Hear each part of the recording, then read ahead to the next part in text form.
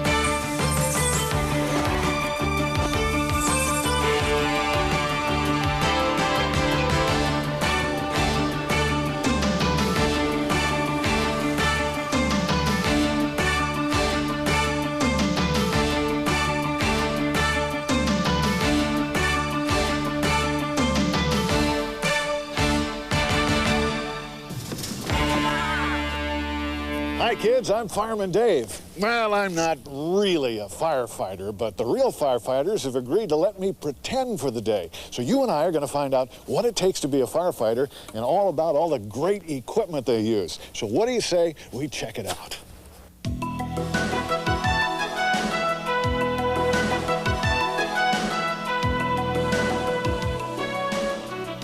Most firefighters live at the fire station when they're on duty. When they aren't fighting fires, they have chores to do, just like the rest of us.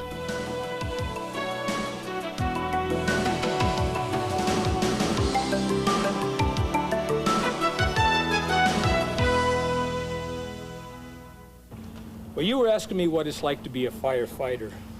Firefighter Dave, well, I'll tell you what it's like. It's probably the best job in the world. I've held a number of jobs, and I've been with the fire service now for about 15 years. And I really enjoy it. We work 24-hour shifts, and there's 8 of us at our station. Therefore, we have to get along. This is my second family. I have a family at home, and I have a family in the fire service. Our actual work day starts at 8 o'clock. We start doing what we call station and equipment maintenance.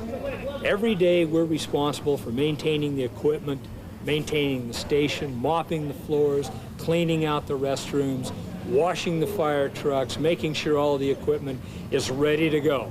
Because when you call 911 and we're not ready, the whole system falls apart. Fire department emergency. What's the problem, ma'am? And your address? Is that a house or an apartment? And your name? And what's your phone number, Agatha? Okay, get everybody out of the house and we'll send the fire department, okay?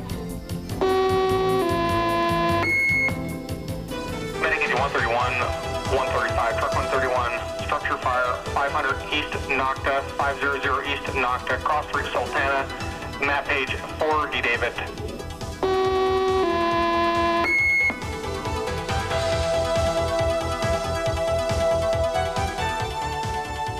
When an emergency call comes in, the firefighters have to be ready for action.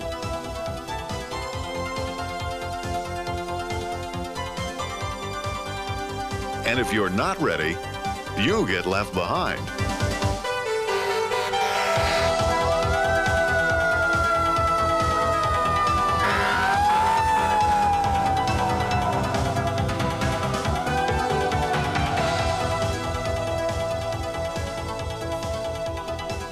Well, it looks like Fireman Dave missed the fire truck. I'll just have to try to be faster next time. Firefighters have to be specially equipped, and the clothes they wear as well, in order to stay safe when fighting fires. This is Firefighter Cliff, and he's going to tell us a little bit about the specialized clothing that they have to wear. Well, Firefighter Dave, let's start at the bottom of the outfit, and we'll just work our way up. All right. You notice the boots that you have on. Those are steel-toed rubber boots. Those are to protect the firefighter's feet. You go into a burning building, a lot of times there might be nails or glass or something of that nature, so it helps protect the feet by sharp objects, and also the toes are steel in case something falls on them. Now the pants and the jacket that you're wearing are made out of a material called Nomex. Now this is a flame retardant material. It helps to reduce the flame or the heat on the uniform. Now also, you wear your helmet. It's a hard plastic. It helps to protect your head in case of things falling from the sky, that sort of thing. Now, one thing that you have to remember when you're inside a building in a fire, although we have all of this good equipment on, it's kind of a false sense of security. You get into a burning building, the temperature can get very, very hot, sometimes 1,200 degrees. With all this protective clothing on, you're not going to really feel all of that heat. That's why firefighters work on what we call the buddy system. We go into a building together, we protect each other. If I see that you're getting in trouble, or maybe you're getting too close to the fire, I can tap you on the shoulder and say, come on, Firefighter Dave, let's get out, it's getting too dangerous. So that's why we wear the protective clothing that you have on, the helmet, the pants, the coat, the boots, and also our gloves. Helps us do our job a little better. All right, I guess we're ready to go fight a fire. You bet.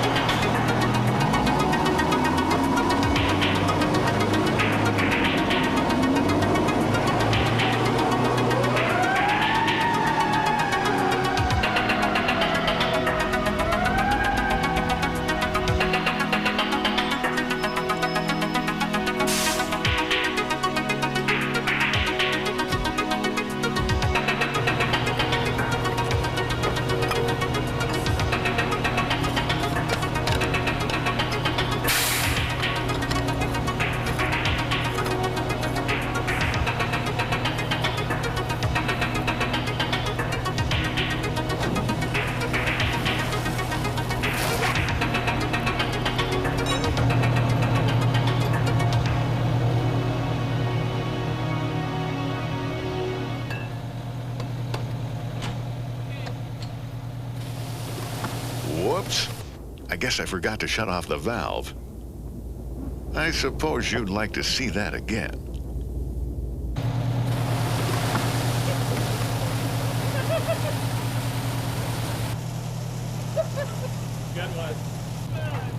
Well, I guess being a firefighter isn't as easy as I thought. From now on, Fireman Dave is going to leave the firefighting up to the real firefighters.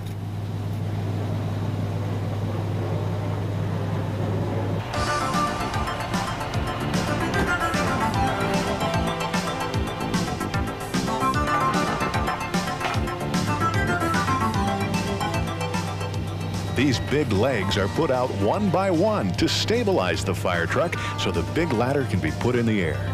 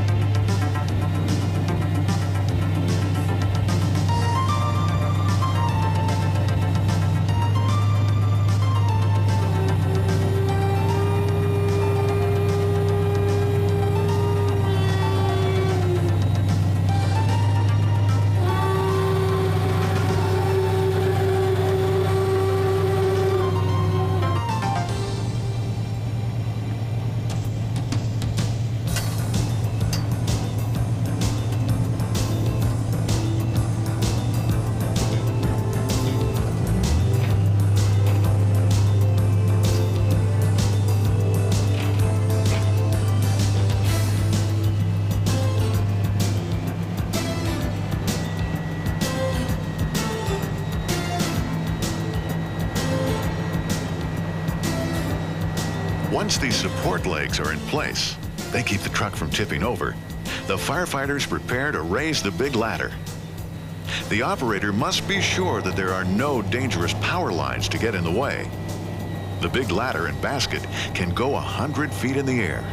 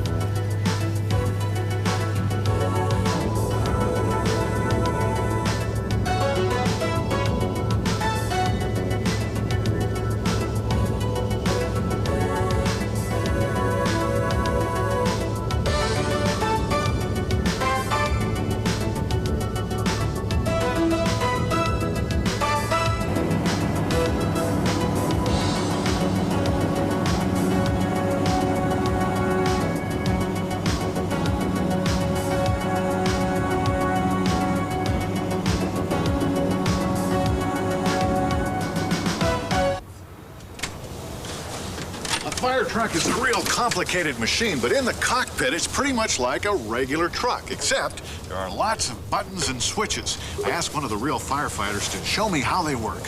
A fire truck works pretty much the same as a regular truck drives. We have a lot of extra buttons to deal with, though, and I'm going to show you what some of those buttons do today. Up here, we have buttons just like your regular truck does for lights and headlights and marker lights and those things. But then we also have over here one switch that turns on all the red lights all at the same time. I can turn off those lights individually if I want, but one switch will turn them on all at the same time when I turn that switch on. Then down here on the floorboard, we have some buttons that if I push with my foot, they will activate the siren and make the siren go. And then over here is another one for the air horn. And then we have one more thing up here. It's another kind of siren, so we have two. And this siren is the electronic siren. And we can turn this on just by turning a switch up here. Well, if you listen close, you probably noticed that fire trucks have different kinds of sirens, and they come from different places on the fire truck. This machine has 3 different sirens. This one here is the mechanical siren. That's the main siren that you hear most of the time. Then right here, this is an electronic siren. It sounds more like an ambulance siren. They use that occasionally, too. Now, these are the air horns. These are the big horns that honk to warn the cars to get out of the way.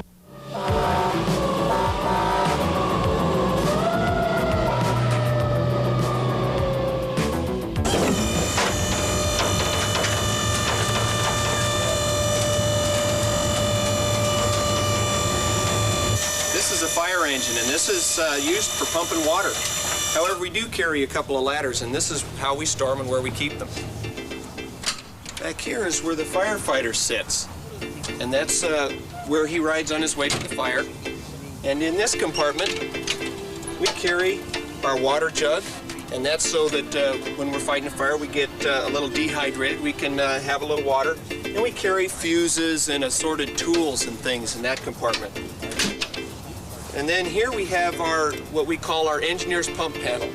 And this is where all the gauges and valves and things are that we can make water, divert water from one discharge to another, or open up another valve to let the water come from the hydrant into the pump.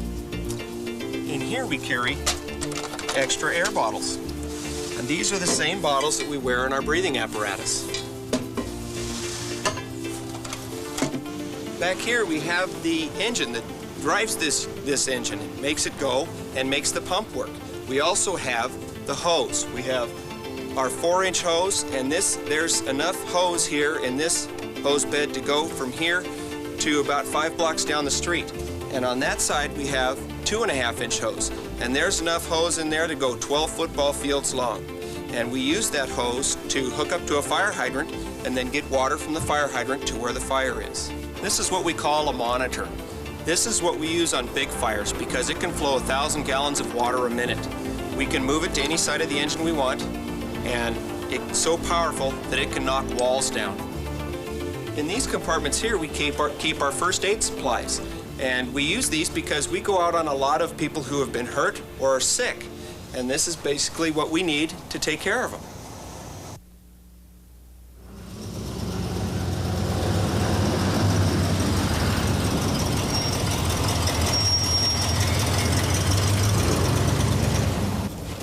One of the most dangerous jobs being a firefighter is to work on the bomb squad.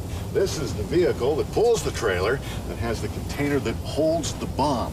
Now, this is where they put the bomb if they think it might explode. This container is very, very thick, as you can see, and it's shaped in a V form, so that if the bomb does explode, it explodes up into the air and not out to the sides where it can hurt people or vehicles. The clothing that the bomb squad wears is really interesting. What do you say we take a look at that now? This is what we call a self-containment suit or a bomb suit. When the bomb technician goes up to work on a suspected bomb, he has to have this suit on. And as you can see down here, over his boots, he has this part of the suit to protect his feet. This is real hard right here. This protects his legs, comes on up, and they're kind of like coveralls. This protects his body in case the bomb should go off. Now he wears a jacket that goes over this, and what we'll do now, we'll put the jacket on. Now this is very, very heavy.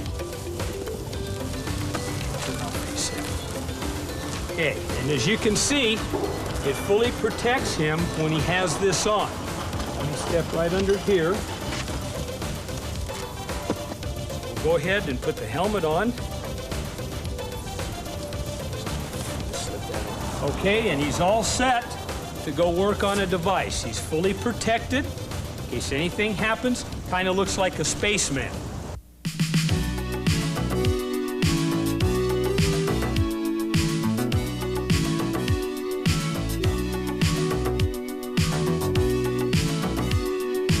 Fire boats are also used in fighting some fires.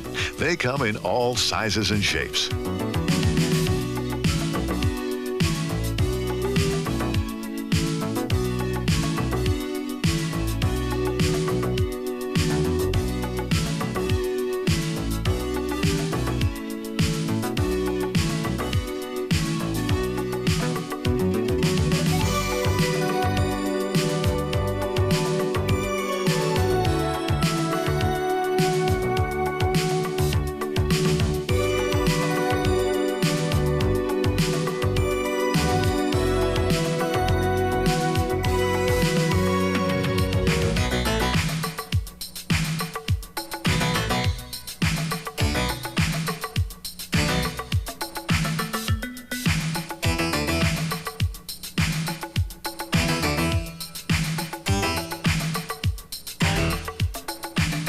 The piece of equipment you see behind me is a fire truck. Its primary function is to transport men and heavy equipment to the fire scene. It carries no water, it carries no hose. All of the equipment on it is used primarily for forcible entry, for salvage, and for overhaul operations. Now we'll step a little closer, take a little closer look.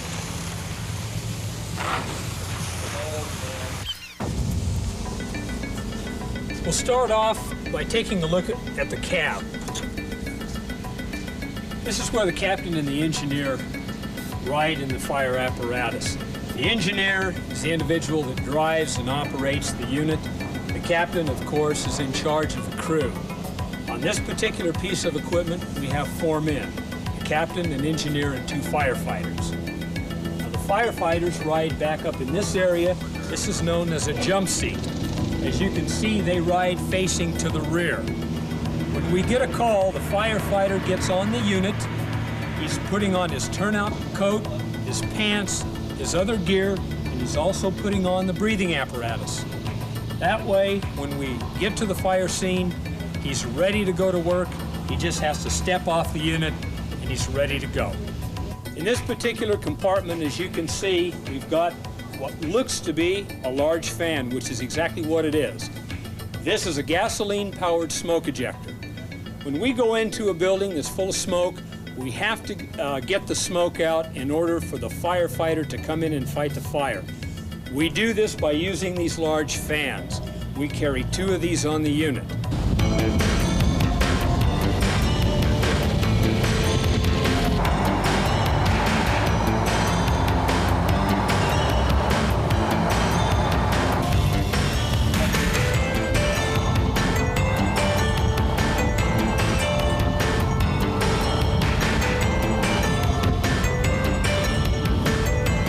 This is the compartment that contains the levers that operate our outriggers and that we can raise and lower the ladder with. Behind this sheet up here is where we keep all of our ladders. All the ladders, in fact, as you can see, it just unbuttons. We've got all of our ladders, 16, 20-foot, and the big 40-footer. Over on this side,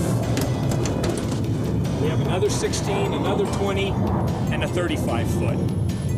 Also in this compartment, and they're kind of hard to see, but if you look real close, back up in here, we have what we call pike poles. Long poles with a hook on the end. We use those poles to pull down ceilings inside a building if we need to get up into the attic area.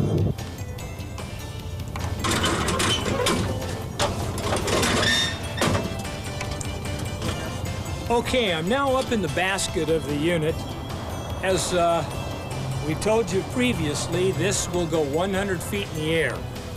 Now, you see this big red thing here? That's a nozzle. There's basically no difference between this nozzle than the nozzle you have at home on your garden hose. The only difference is this nozzle just a little bit bigger. Works on the same principle. We can flow at maximum gallonage, 1,000 gallons a minute, through this nozzle. And all you have to do to operate it is just to turn it like this, and you get a wide pattern, or you can get a very sharp, definite pattern. By turning this wheel, we can rotate it from left or right.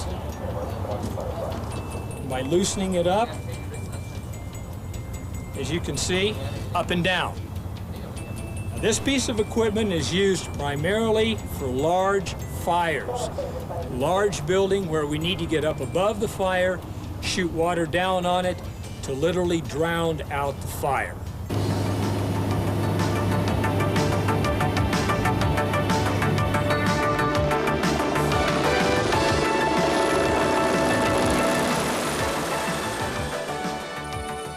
Another important piece of equipment used to fight fires is the helicopter.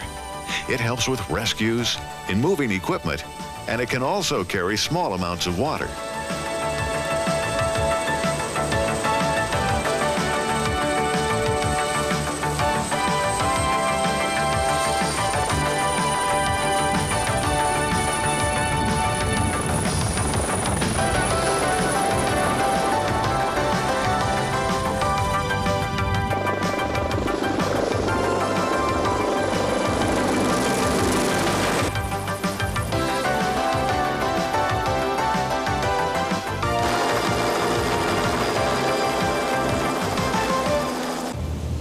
This is a big one. There are many different kinds of firefighting vehicles. This is an airport fire truck, and as you can see, not all firefighting vehicles come in the color red. This is one of the biggest firefighting trucks. It's yellow. It costs almost $500,000, and it's for fighting some very special kinds of fires. Hi, I'm Mike Strauss. I'm with Ontario Airport Fire Department, and today you're looking at one of the biggest trucks in the fire service today. This particular vehicle is specifically designed to fight airport firefighting. What that means is if there's a plane crash, we'll go ahead and take this truck out and we'll squirt water on it. It's specifically designed to fight airport fires. And what we have here on the front are what we call two turrets. And what they do is they just squirt water out of them from here and here. And the top one there squirts water out at a rate of about 1,200 gallons a minute, and that's about 15 to 20 bathtubs full of water a minute. And the bottom one squirts out at a little bit lower rate of about 500 gallons a minute. And what also comes out of the water is what we call foam. Like if you take like a bubble bath, you have like foam sitting on top of the water, and that's what comes out of this as well. Okay, now we're inside the cab, and we wear these headphones so we can communicate with the tower, which tells us if there's a plane coming our way or not, and to communicate with other firefighters and other fire trucks. And inside the cab, we control most of our firefighting by what we call joysticks, and they're just like a basic video game at your video stores or whatever. And you can control most of your firefighting, the turrets that I showed you earlier, by moving the joystick back and forth, and it'll squirt water whichever way you turn it. And everything in here is basically just like driving a regular car. You've got your gas pedal, and you've got your brake pedal, and then you've got your gear shift, steering wheel, and horn. Different types of firefighters use different types of protective equipment. As you can see, I've got a yellow coat on, and you guys here at the airport wear silver coats. Right, they're basically designed for the same thing, to protect you when you go into a fire. The reason why they're aluminized is to reflect the heat a little bit more than the standard Nomex firefighting, and they're a little bit heavier. They're aluminized suits, so they're a little heavier, and they're able to retain a little more heat, reflect a little more heat, because at a fire, when it burns close to 2,000 degrees, the fuel itself. So it enables us a little more time to be able to fight the fire real close at hand. And what we have down here are just basically the same thing with pants, and everybody has the regular fireman boots. And, well, here's a question for you, Dave. Do you know why firemen have red suspenders? I have no idea. So hold up, there's pants.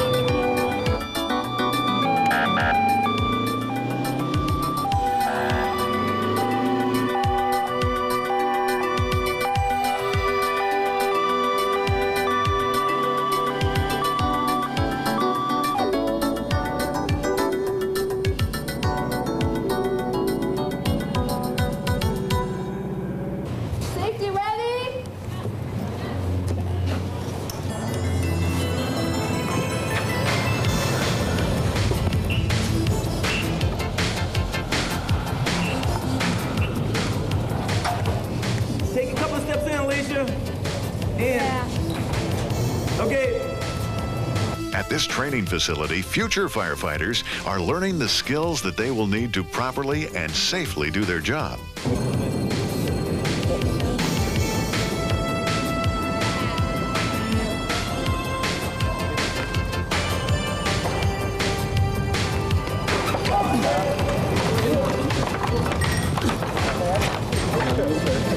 On this beam. Full extend the fly. Fly going out. Give me some weight.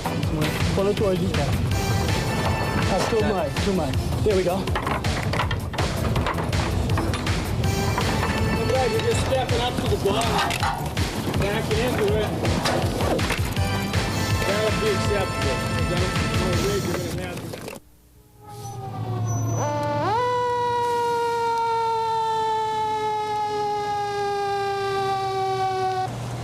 Ontario Medic Engine 131 will be establishing command at a 3-story industrial building. We have smoke and flame showing. All units code 3. This is a condition B fire. My command post will be located in front of the building to the west. Truck 131, please come in and take utilities and ventilation. We're laying a line. Experienced firefighters have to keep up their skills as well. This is a practice facility where they start the fires themselves and then practice by putting them out. Even putting out practice fires is dangerous business.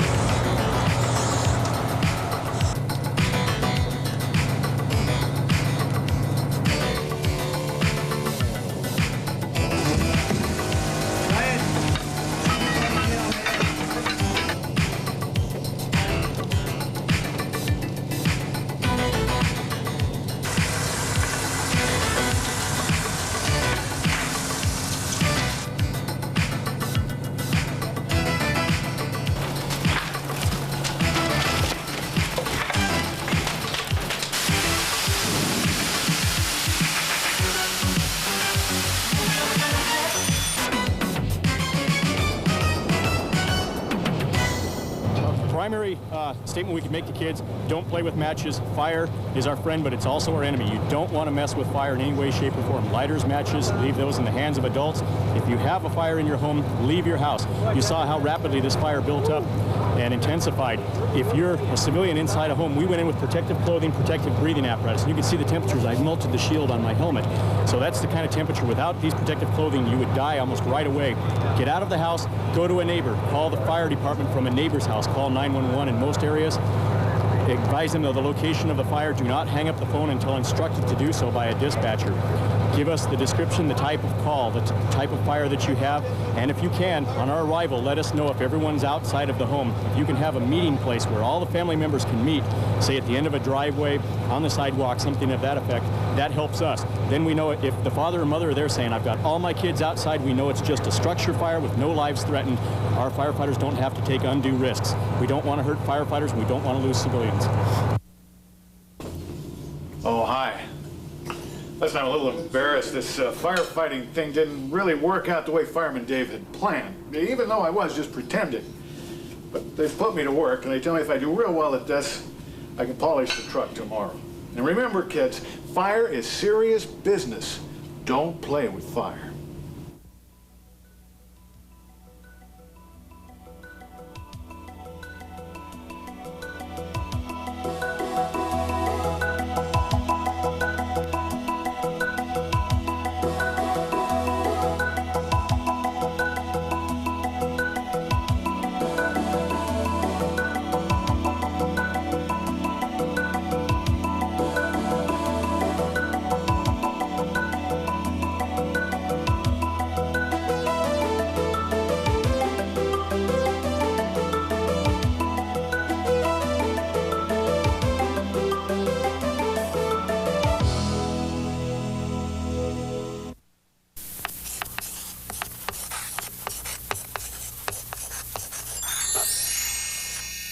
Hi, kids. I'm Construction Foreman Dave. I'm Firefighter Dave. I'm Pilot Dave. I'm Truck Driver Dave. And I'm Truck Driver Becky. I'm Engineer Dave. I'm Deputy Dave. And I'm Deputy Becky. Join us as we explore all sorts of fun stuff and get in all sorts of trouble. Live action video for kids.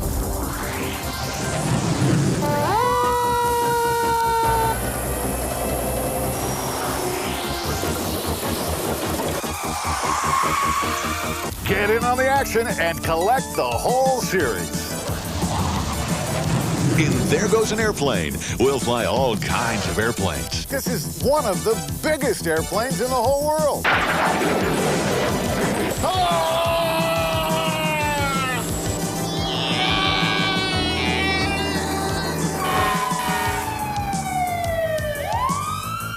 In There Goes a Fire Truck, we'll see what it takes to be a real firefighter. Firefighters have to be specially equipped, and the clothes they wear as well, in order to stay safe when fighting fires. There's nothing else like it in the whole world, so get in on the action now. In There Goes a Bulldozer, we'll actually drive some of the biggest machines in the world. It's like a great big shark's jaw. What it does is it bites down on the rocks and then crunches them into smaller pieces so that they can be recycled. He told me not to touch one of these. I shouldn't have done that.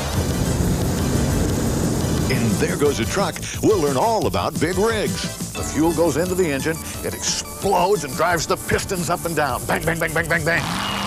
Wait a minute. You're not supposed to lift me. Wait, it's hooked on me. In There Goes a Train, it's all aboard for fun. As you can see, these engines are really big. All aboard! In There Goes a Police Car, we'll learn all about police work and the neat equipment they use. So if you're ready, I'm ready. Let's go fly. Live action video. It's big, it's exciting, and it's lots of fun. Hey kids, if you like the action you just saw, you're going to want to collect the whole live action video series. Coming soon, There Goes a Spaceship. There Goes a Race Car. There Goes a Boat. And lots more. 247, David, come in for a call. 247, David. That's us. See you next time.